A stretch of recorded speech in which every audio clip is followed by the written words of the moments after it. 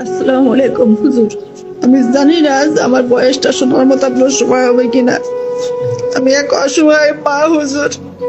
আমি নামাজ পড়ে আল্লাহর কাছে দোয়া করি হুজুর, আপনি যেন নির্বাচনে লাভ করেন হুজুর।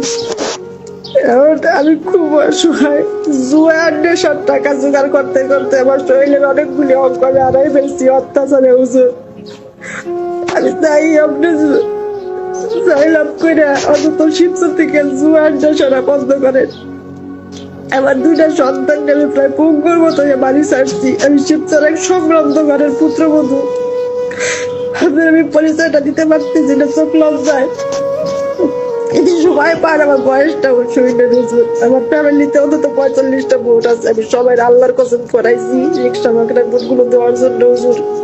আমি চাই ভোটকে চাই আমরা অন্তত পাশ করে শিবচরের থেকে জুয়ার নেশাটা বন্ধ করে হুজুর। আমার মতো যারা অসহায় যারা অসহায় ঘর ছাড়া হইতে বাধ্য হয়েছে, তারা অন্তত যেন স্বামীর সন্তান নিয়ে ঘরে থাকতে পারে, সন্তান নিয়ে যেন ঘরে থাকতে পারে, স্বামীর অত্যাচারে যেন ঘর ছাড়া না হইতে হয় হুজুর।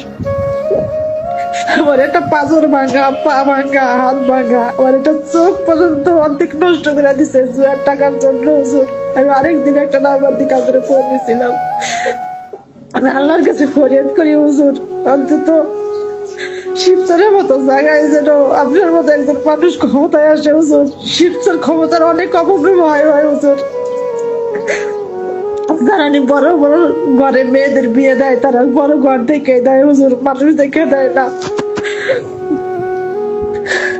আমি অনেক অসহায় হুজুর। আমি আল্লাহর কাছে দোয়া করি আপনি যেন নির্বাচনে জয়লাভ করেন।